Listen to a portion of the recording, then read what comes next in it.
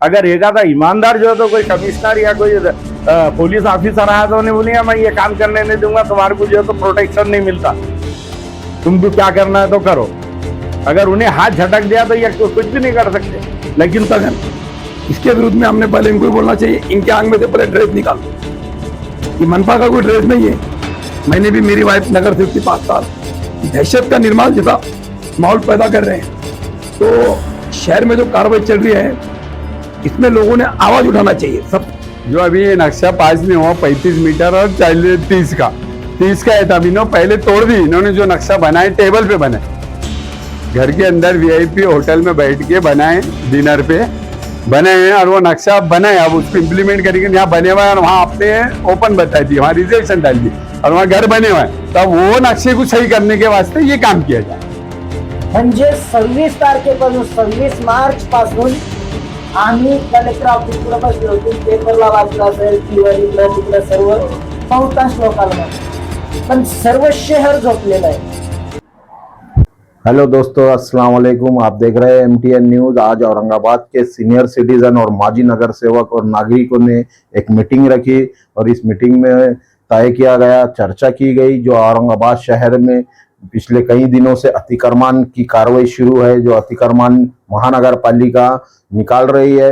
बड़ा ताफा लेके जाके हजारों नागरिकों को बेरोजगार कर दिए, बेघर कर दिए। उसी को कहीं ना कहीं रुकना चाहिए। इसी के चलते आज माजी नगर सेवक, सीनियर सिटीजन और नागरिकों ने एक मीटिंग रखी और उसमें डिसाइड किया गया कि आखिर कोर्ट का आदेश है क्या चाहती है कोर्ट, कि सारे औरंगाबाद के घर इलीगल है, क्या है आखिर कोर्ट का आदेश। ये जानने के लिए ये नागरिकों ने और माजी नगर सेवकों ने मीटिंग रखी और बहुत ही जल्द तय किया है कि हम माननीय पुलिस कमिश्नर और म्युनिसिपल कमिश्नर, महानगर पालिका कमिश्नर जी श्रीकांत से मिलेंगे, चर्चा करेंगे और उनसे कहेंगे कि ये जो आप कार्रवाई कर रहे हैं किस बेस पे कार्रवाई, कोर्ट का आदेश क्या है हमको बताइए।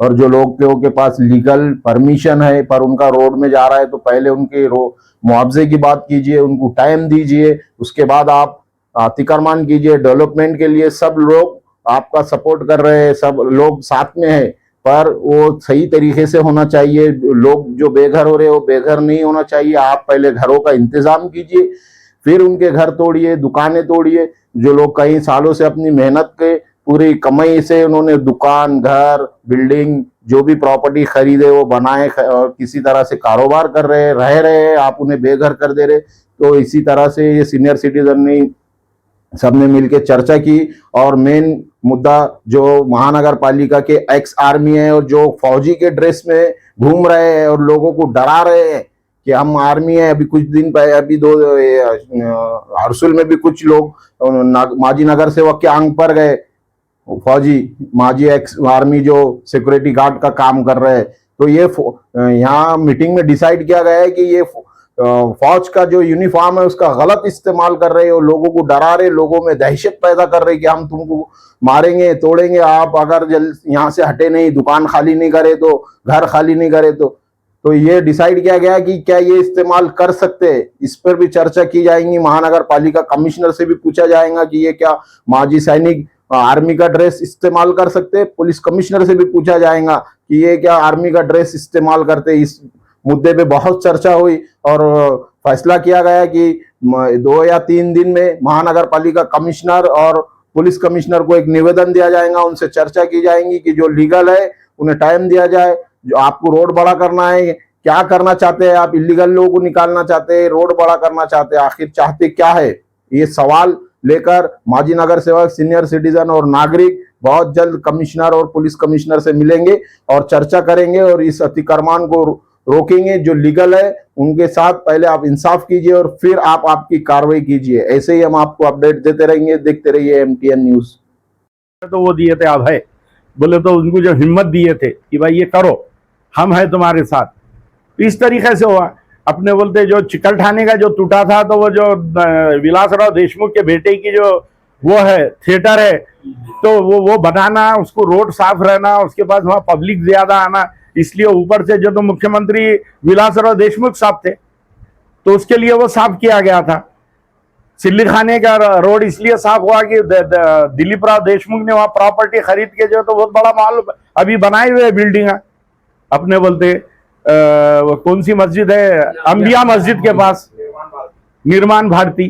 तो ये सब अपने उल्लू सीधा करने के लिए ये बड़े बड़े लोगों का खेल रहता ये, और उससे ये लोग सब वाकिफ रहते, जो चाहे पुलिस कमिश्नर रहो या चाहे ये सही वो देखा जाए तो पुलिस कमिश्नर की क्या जिम्मेदारी है, सबसे पहले क्या जिम्मेदारी है, शांतता सुव्यवस्था के साथ साथ जो हमारी प्रॉपर्टी है, हमारी अगर चोरी होती तो हम कंप्लेन किसको करते हैं, पुलिस को करते। तो ये हमारी प्रॉपर्टी तोड़ रहे हैं, ये चोरा डाका डाल रहे हैं, तो वो पब्लिक की तरफ से खड़े रहना पुलिस, क्या जो है तो कारपोरेशन की तरफ से खड़े रहना, ये सीधी सी बात है। उसके ऊपर भी ऊपर से प्रेशर है, ये सब जानबूझ करके हो रहा। उसके लिए आपको रोड के ऊपर आना पड़ेगा, आपको आवाज अपनी बुलंद करना पड़ेगा। इसके लिए ये मीटिंग बुलाई गई हुई थी।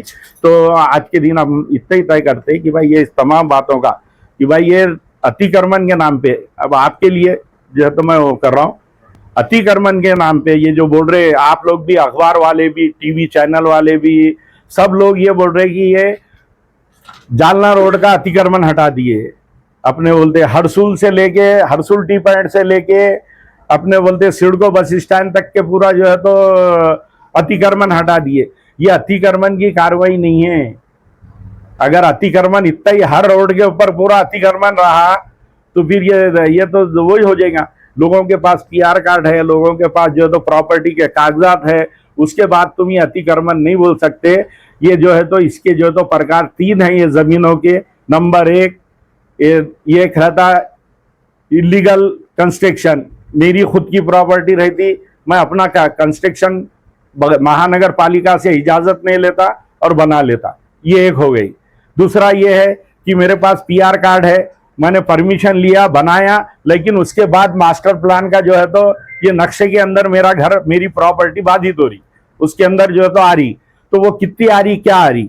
तीसरा वो है अतिक्रमण की भाई मेरी जितनी प्रॉपर्टी है मैं उससे 10 फीट आगे बढ़ के बनाया, तो वो हो गया अतिक्रमण।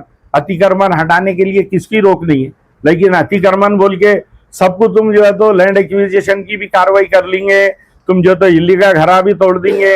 सबके अलग अलग कानून है, सबको अलग अलग तरीके से उसको ट्रीट करना चाहिए, और ये अच्छी तरीके से कमिश्नर साहब को मालूम है। अभी हम कमिश्नर साहब की जो दादागिरी इस औरंगाबाद शहर में संभाजी नगर के अंदर जो चल रही है, तो उसको जो है तो हम मंजर आम पे लेके आएंगे और उसके खिलाफ पूरे औरंगाबाद की जनता को एक साथ लेकर के एक अच्छी बड़ी लड़ाई जो है तो यहाँ पे चालू करेंगे। और जिन का ज्ञापन उसके अंदर जो है तो वैसा कानूनी लड़ाई हमारे सत्तार भाई तो बहुत अच्छी तरीके से लड़ते, सत्तार गफ्फार भाई, तो वो लोग तो लड़ेंगे ही। लेकिन जिन के भी जो सवाल है वो पूरे हम ये मुद्दे लिख करके, मेरा ये बोलना है कि भाई अपन एक कंक्लूजन करके कि भाई कल नहीं परसों जो है तो एक हम कल निवेदन बना लेते, परसों जा करके जो भी इसमें से मेन लोग है तो हाँ, परसों जुम्मा है, कल जुमेरात है, तो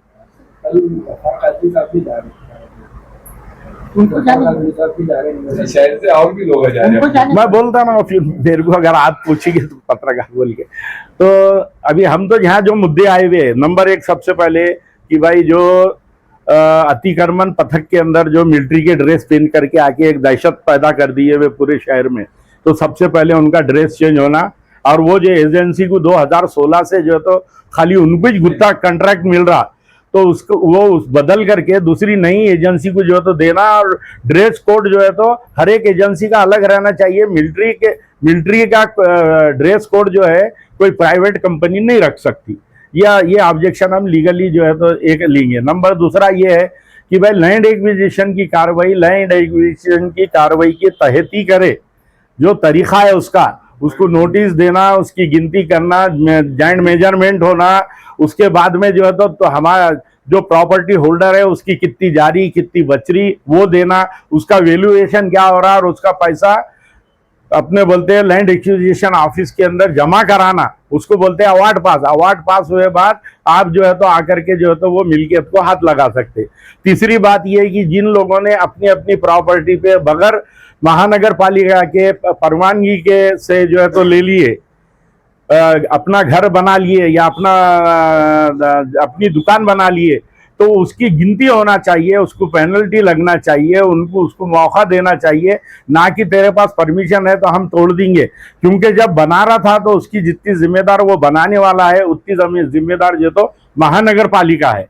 वो जब बना रहा था तो महानगर प्रशासन क्या कर रहा था? सो रहा था क्या जब इतनी बिल्डिंग बन रही थी आरसीसी की? तो ये सब जिम्मेदारी है। तो ये पूरे मुद्दे लिख करके अपनी एक निवेदन उसके वही, और जो परमिशन रहते नहीं तो उसको बोल दिया ना लैंड एक्विजिशन।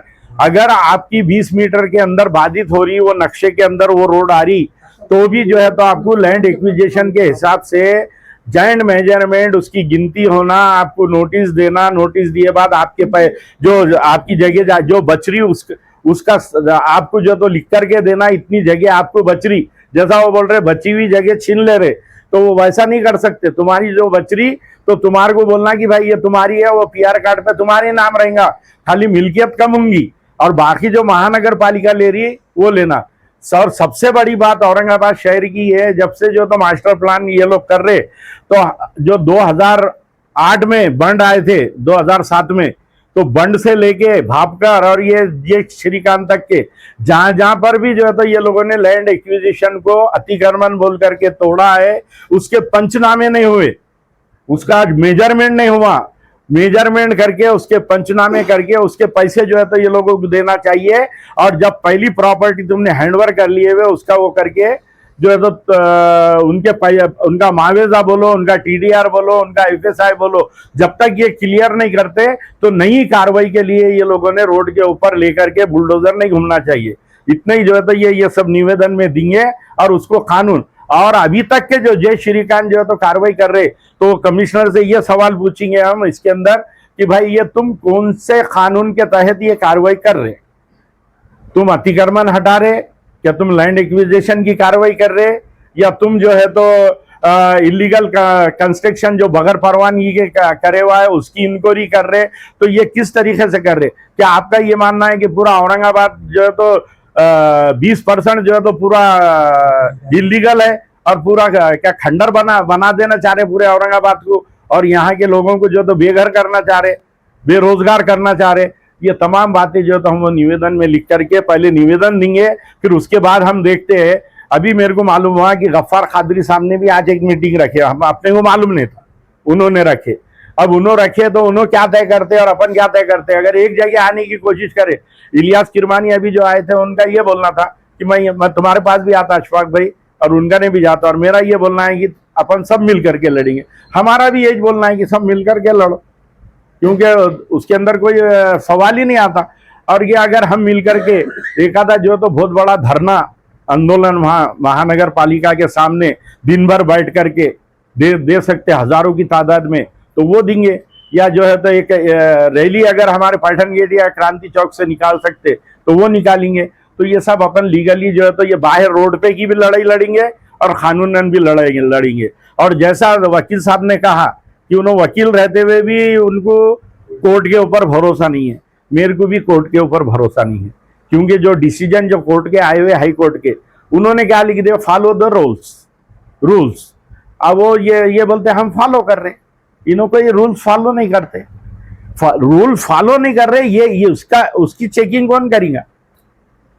ये तो ये कमिश्नर की ईमानदारी रहना ना। और जितना भोलेपन से हमारे गाजी साहब बोल रहे थे, हमारे पप्पू भाई, और ये वो लोगों को कुछ जो तो गरीबों से या जो है तो हमारे से हमदर्दी नहीं है पप्पू भाई कि साहब तुम्हारे हाथ में ऐसा है। साहब ये जो किया जा रहा है ये ऊपर का आर्डर है, और ये ऊपर का आर्डर फॉलो हो रहा।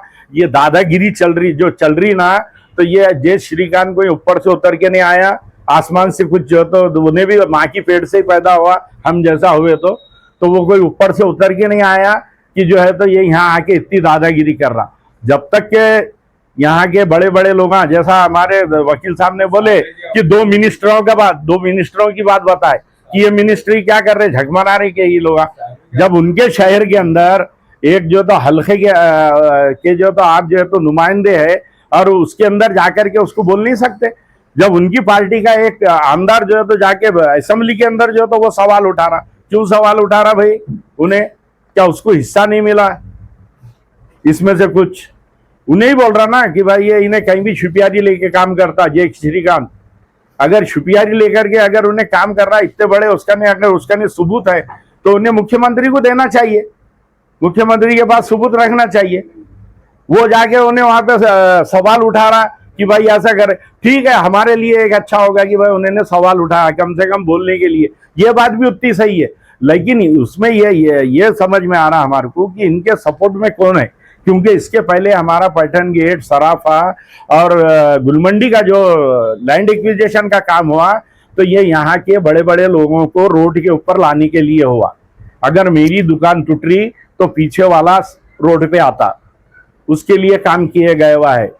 ये रोड के ऊपर ज्यादा से ज्यादा प्रॉपर्टी जो है तो तनवानी ने लिए हुआ था। सराफे के अंदर भी कोई भी तो जिम्मेदार लोगों ने बड़े बड़े प्रॉपर्टियां ले लिए थे, और उसके सामने के जो दुकान शहर में मनपा की ओर से क्या कोर्ट का आदेश है क्या नहीं है, इसके ओर से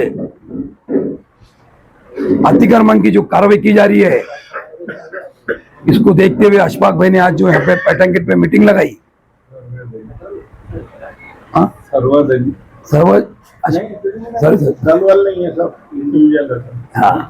नहीं सभी ने अशफाक भाई ने मुझे फोन किए, इसलिए मुझे ज्यादा मालूम नहीं है।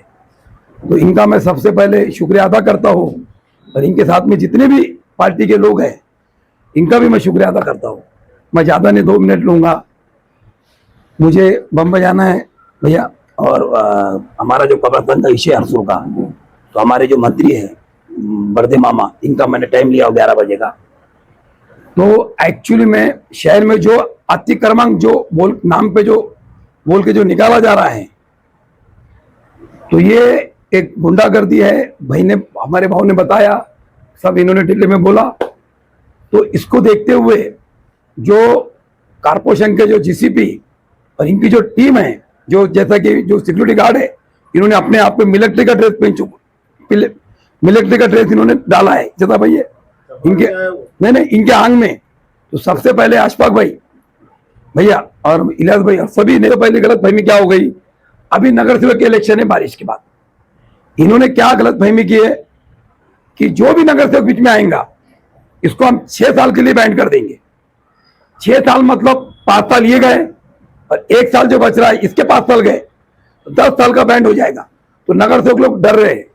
कल मैंने हमारे 4-5 नगर सेवक की मीटिंग लिया अरसुल में, ऐसा कुछ है ही नहीं, और बैंड भी हुआ 10 साल का, तो कोई बात नहीं। नगर सेवक बन के हम क्या करने वाले, पब्लिक का ही काम करने वाले, तो हम ऐसा काम करेंगे। तो 12 तारीख को इन्होंने हरसुल में ऐलान किया माइक के जरिए कि जो है अतिक्रमण निकालो, हम इसको सोमवार को पीर के दिन हम इसको तोड़ने वाले हैं।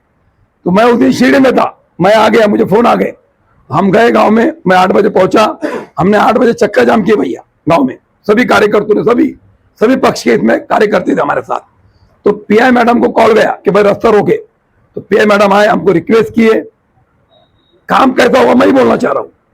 तो मैंने बोला मैडम हमारा कोई ये नहीं रास्ता रोकने में, हमारा अतिक्रमण है ही नहीं। तो बोले पुलिस स्टेशन में चलो, हम जाके बैठे, इन्होंने सीपी को फोन लगाया, सीपी से बात की, बोले ऐसा ऐसा है, इनके घर अभी टूटे, जैसा बोले कि 6 महीने पहले टूटे, इसको तोड़ नहीं सकते, और इनके पास पियर कार्ड है, और सबसे पहले हम मंदिर है, मंदिर 100 टक्के जा रहा है, मस्जिद जा रही है, मस्जिद के लिए जगह है पीछे हटने के लिए, बाबा साहब अम्बेडकर पुतला जा रहा है, इसको पीछे हटने के लिए जगह है। लेकिन अभी पहले का 50 और ये 50, तो अभी 50 फीट अगर लेंगे तो पूरा 2 एकड़ कब्रिस्तान हमारा जा रहा है। हमारी लेंथ ऐसी कब्रिस्तान की जो रोड है इसकी लेंथ कम है और लंबा ज्यादा है, तो हम दफन विधि क्या करेंगे। तो ये कमिश्नर समझ में आ गया। कमिश्नर साहब ने क्या किया, डायरेक्ट इसको फोन किए श्रीकांत को, इन्होंने हमारी मीटिंग रखी 13 तारीख को।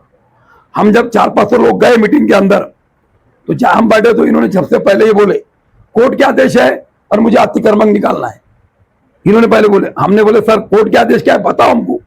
तो इन्होंने हमको काफी दिए, ये हमारे दोस्त के पास है, इसमें कहीं लिखा हुआ नहीं है कि तुम जो रोड रुधिकरण है इसको अगर तुमको निकालना है, रोड में जो लोग आ रहे हैं तो इसको आप बात करो और इसको मुबदला दो। तो हमने समझा सर ये हमारा अतिक्रमण नहीं है, पहले हमको बीएनसी में पैसा दिया गया, सब दिया गया, तो इनके समझ में आया, ये बोले भाई ठीक है मैं आपको मुबदला दूंगा पर आपको टीडीआर लेना पड़ेगा। तो हमने बोले हम टीडीआर क्यों लेंगे, जैसे हमारे भाव ने बताया टीडीआर हमको नहीं लेना है, हम पैसा लेंगे। तो बोले मैं पैसा भी दूंगा मुझे तुम, तो हम बोले साहब हमको हम तोड़ने नहीं देंगे। तो कल ही मार्किंग के लिए आए भैया, मार्किंग के लिए आए, इन्होंने मार्किंग करना चालू की तो मैं यहाँ पे पहुंचा, मैंने बोला मार्किंग बंद करो, मैं इनकी मार्किंग बंद किया। मैंने बोला आपको मार्किंग करने क्या अधिकार है, वो सब पंद्रह के लोग है क्या भाई, हमारी जगह पहले गई कितनी और अब है कितनी, ये तुम्हारा अधिकार नहीं है, भू संवर्धन का अधिकार है। तो मेरे आंख पे मिलिट्री के जो ड्रेस पहने हुए जो चपरासी बोले तुमने, ये 10-12 मेरे आंख पे आ गए और हर बोले तू, फिर मैं यहाँ पे अब इनको मारे तो अपने भी केस बन रहा, जैसे इन्होंने बोले मेरे 353 हो गया, मुझे मालूम पड़ा भैया पे भी किए पर ये अभी नॉन बेलेबल है, अच्छी बात है, मुझे अभी मालूम पड़ा। तो आदमी के ऊपर दहशत डाल के उसको हटाना और तोड़ना, तो मैंने अपना सर पटका और ये बोला मैं मर जाऊंगा 2-3 बार, तो ये डर गई, तो पब्लिक पूरी हमारी ये हो गई, तो ये घबरा गई। इन्होंने कमिश्नर फोन लगाए, कमिश्नर साहब बोले रुक जाओ मार्किंग मत करो, वो सब बंधन के लोग आए भैया, इन्होंने मार्किंग की है, हमारा विरोध नहीं है। इसके साथ हमारा मार्किंग हुआ, 2 घंटे मार्किंग चला, फिर इन्होंने हमको आश्वासन दी, कमिश्नर साहब खुद आए और ये मुझे भी बात की फोन पे, इन्होंने भाई तुम मरने की बात मत करो और अगर से तुम ऐसा करेंगे तो फिर हम काम कैसा करेंगे, तुम बोले मैं मर जाऊंगा, ये ऐसा होना नहीं चाहिए शहर में, तुम ऐसा बोलो मत टीवी के सामने मैं मर जाऊंगा। तो बोले हम तुमको मुबदला देंगे, कब्रिस्तान को जगह भी देंगे, सब देंगे और तुम्हारे हम कार्रवाई करेंगे। इसलिए मैंने यहाँ कल कार्रवाई, जिस भाई मार्किंग कर रहे जिस वेला खड़े कर दिए छाती पे 8-10, तो फिर ये सब ये हो गया। आपकी दुआ से अशफाक भाई और सभी नेतागण जो भी निर्णय लेंगे मैं आपके साथ हैं, और मेरा ये राय है कि कमिश्नर को जाके मिलना, कलेक्टर को जाके मिलना और इनको चेतावनी देना कि ये जो तुम आर्थिक के नाम पर जो शहर में काम कर रहे हैं ये बंद करो, और सभी जो निर्णय लेंगे इसके मैं साथ हूँ। और फिर से मैं सभी नेतागण का शुक्रिया अदा करता हूँ, मैं जा रहा हूँ, माफी चाहता हूँ आप लोगों से।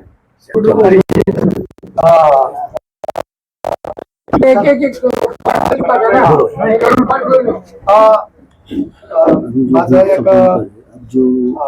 पाच मिनिटात फक्त मी बोलतो. आजच्या बैठकीचे ज्यांनी आयोजन केलेलं आहे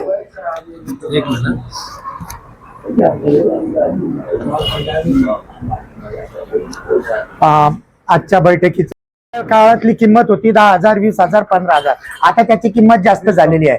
तर त्यावेळेस आम्ही विकत घेतले आणि ज्यावेळेस महाराष्ट्रामध्ये आणि देशामध्ये मोदीचं सरकार आलं आणि त्यावेळेस त्यांनी एक घोषणा केली की स्मार्ट सिटी म्हणून, आणि त्या स्मार्ट सिटीच्या नावाखाली त्यांनी जिथं जिथं कुठं अतिक्रमण आहे तिथं बुलडोजर फिरण्याचं काम केलं. त्याच अनुषंगानं आमच्या शिवाजीनगर ते रामनगरला जाणारा रेल्वे पट्टीला लागून जो रस्ता आहे तिथं जवळपास 200 घरं आहे आणि त्या 200 घरावर महापालिकेनं बुलडोजर घालायला सुरुवात केली. त्याच्या मागचं कारण असं होतं की 2 जणांनी सांगितलं की हायकोर्टाने काही ऑर्डर दिलेली असती, जिथं जिथं अतिक्रमण आहे ते काढा आणि ते काढण्याच्या पहिलं त्यांना मोबदला द्या.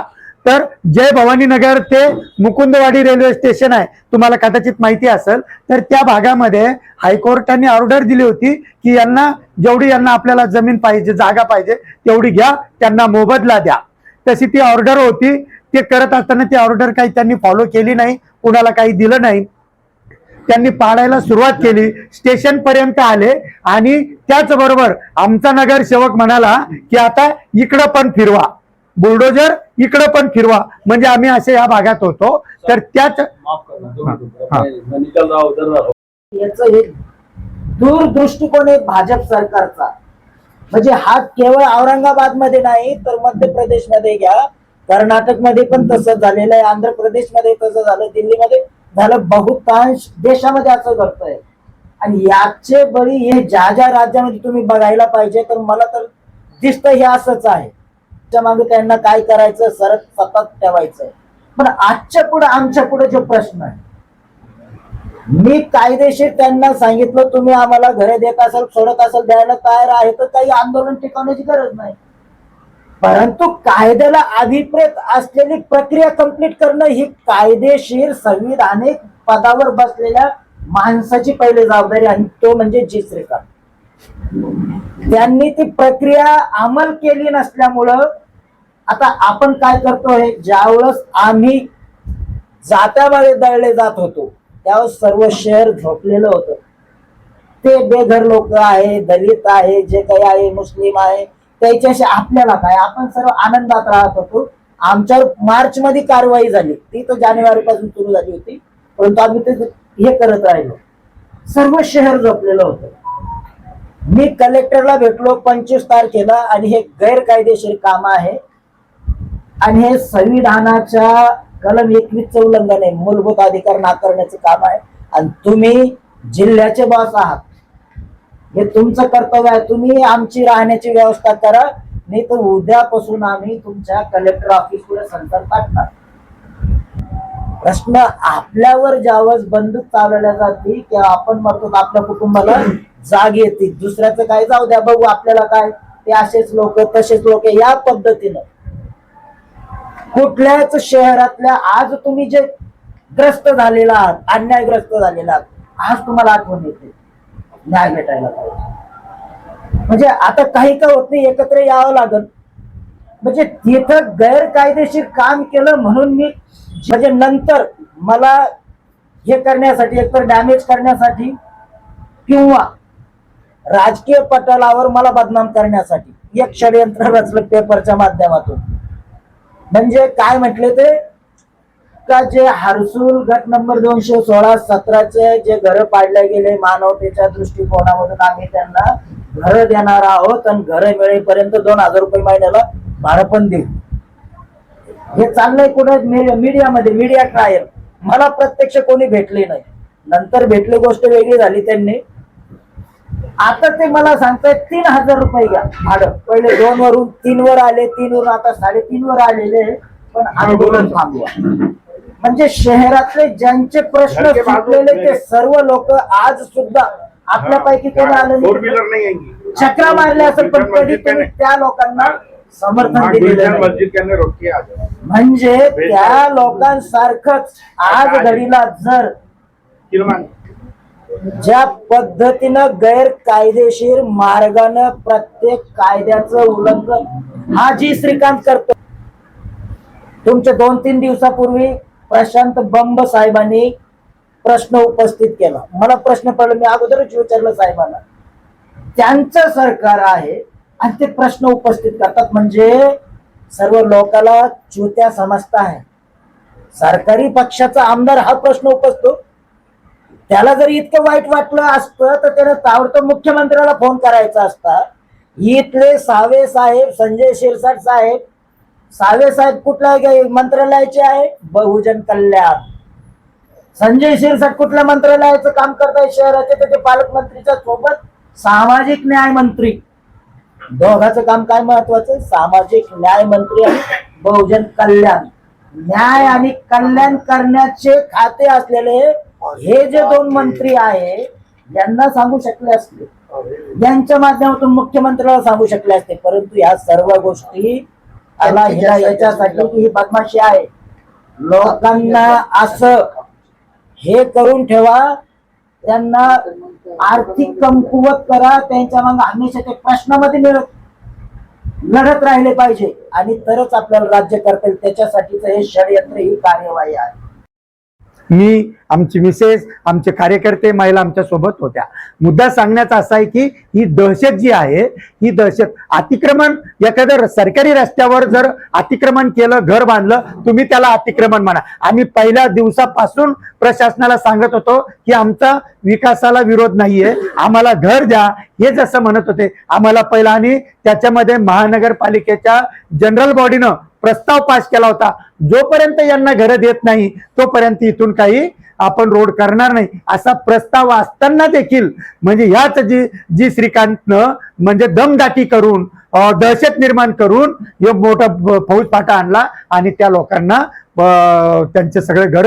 त्या दिवशी 12वीचा पहिला पेपर होता. मी रिक्वेस्ट करत होतो की किमान 12वीचा पेपर होऊ द्या, परवापासून 10वीचा पेपर सुरू होतोय आणि हे पेपर जर घर तुटले तर या मुलांच्या मनावर वेगळा परिणाम होईल, परीक्षेला ते व्यवस्थित जाऊ शकणार नाही. म्हणून आम्हाला काहीतरी सवलत द्या आणि नंतर आम्ही आमचं स्वतः काढून घेऊ आणि त्याच्यावर ही सगळी चर्चा चालू असताना या सगळ्या घटना घडल्या. मित्रांनो, आपल्याला तुमचं आमचं दुखणं सारखं आहे, एकच आहे. बटत वेगवेगळी असू शकतो. आम्ही गुंटेवारी मधले आहोत. आमच्याकडे काही कागद तुमच्यासारखे PR कार्ड नाही आमच्याकडं. माझ्याकडे नोटरी आहे माझ्या घराची. पण नोटरी जरी असली, जर तुम्हाला जर नोटरीवर घरच विकायचं नसेल तर तुम्ही तिथं लावलं पाहिजे की इथं जागा घेऊ नये कुणी.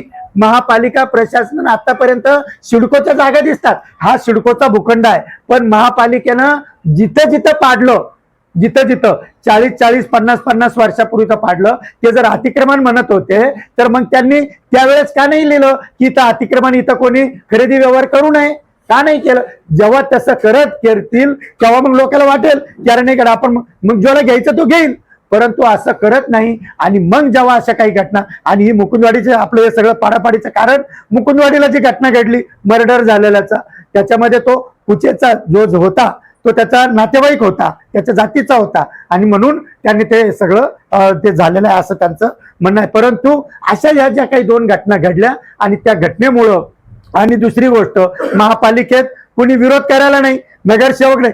जरी महापालिकेत असते तरी कदाचित काही त्या प्रशासकावर कदाचित नियंत्रण राहतं. कारण नगरसेवक नाही, काही नाही, कुणीच नाही ना, मग तो मोकळा झालेला आहे. आणि म्हणून हे जे काही त्याची दमदाटी, गुंडागर्दी जी आहे, त्या गुंडागर्दीच्या विरोधात आपल्याला एकत्र यावं लागणार आहे. हे दोन्ही आहे.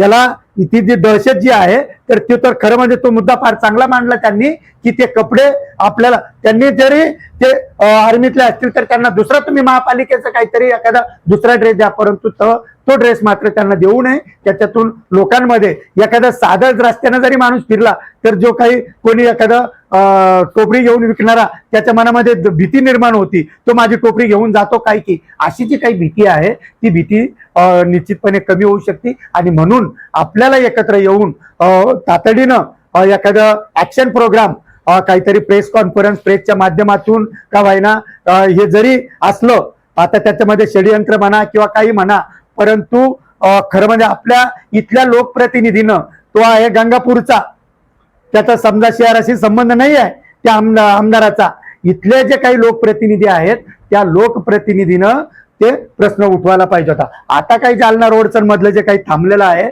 त्याच्यामध्ये बरेचसे यांच्याशी संबंध आहेत की मग ते मंत्री असतील, आमदार असतील, शहरातले, त्यांच्याशी संबंध आहे आणि म्हणून त्याला काहीतरी सूट मिळालेली आहे असं त्यांनी काल परवाच्या पेपरला आहे.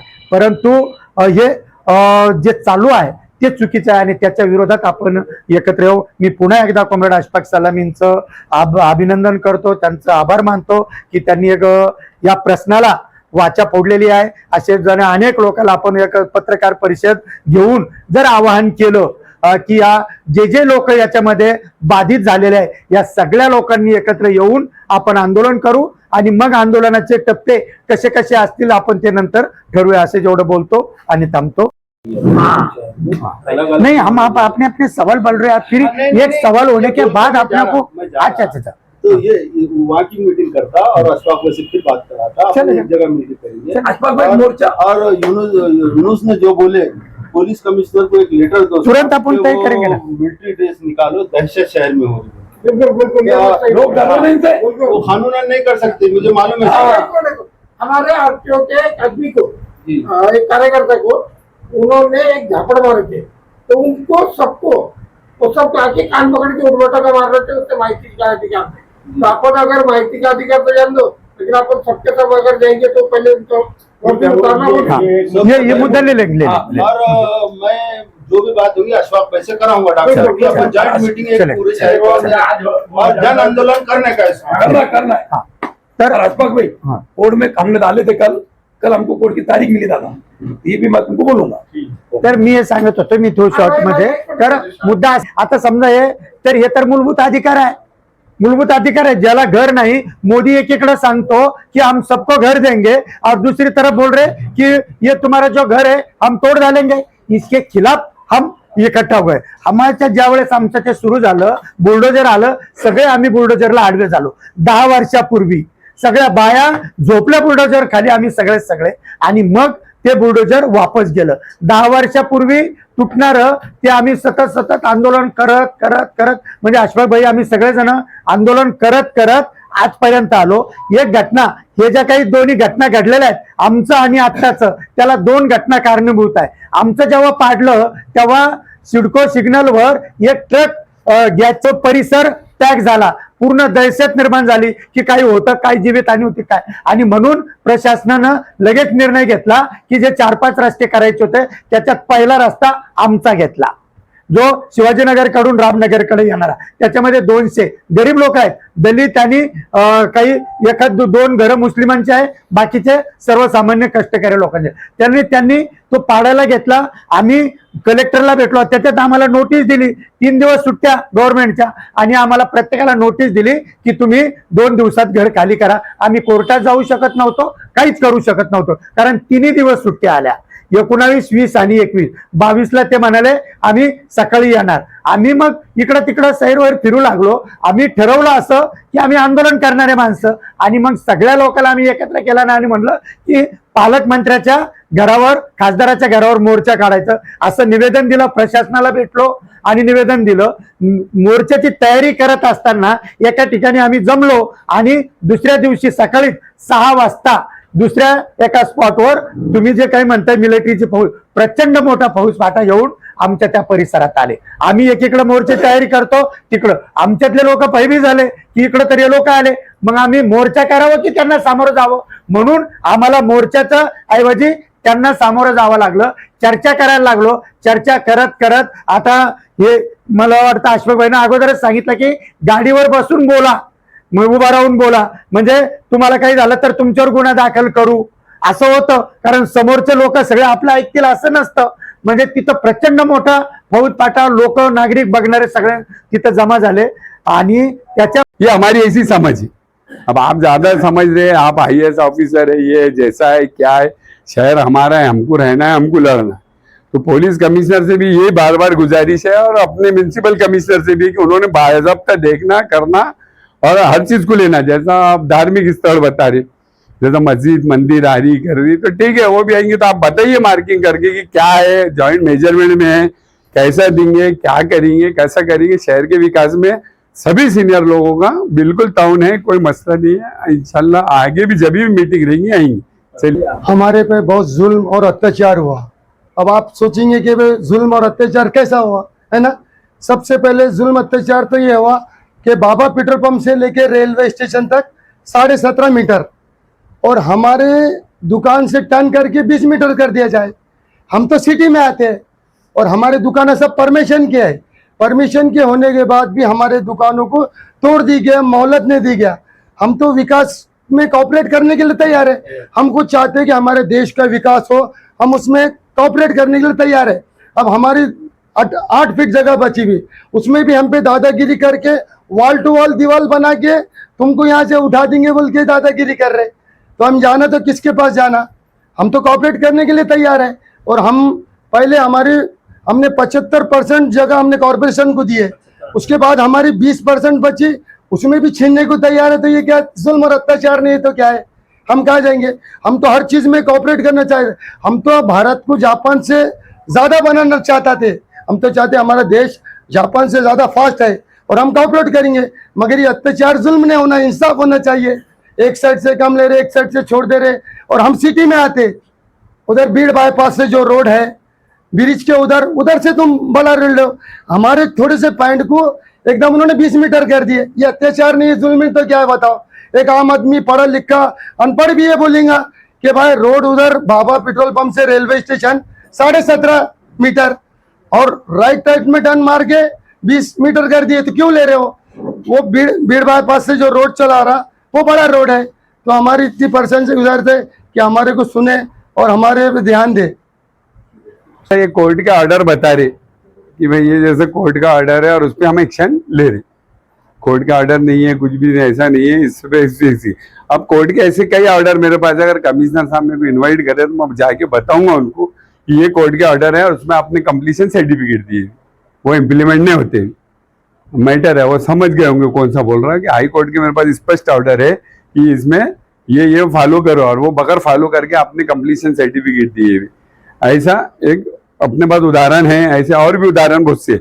अब जैसा मैंने बोला कि भाई गवर्नमेंट की दीवार तोड़ना था पहले, उसके बाद आप विकास कर रहे हो तो हम भी आते हैं ना, आप कर रहे नहीं, तोड़ को उजाड़ डाल दे रहे, उजाड़ रहे। अब जैसा एयरपोर्ट के बाजू है गौशाला की कंपाउंड नहीं तोड़े, रोजेबाग में सिर्फ टीना लगे हुए थे ओपन प्लाट गुटान पे, हमारे इम्तियाज भी खासदार के घर पे जाने के बाद वो टीना तोड़ दी, क्या था वहाँ कंस्ट्रक्शन ही नहीं था।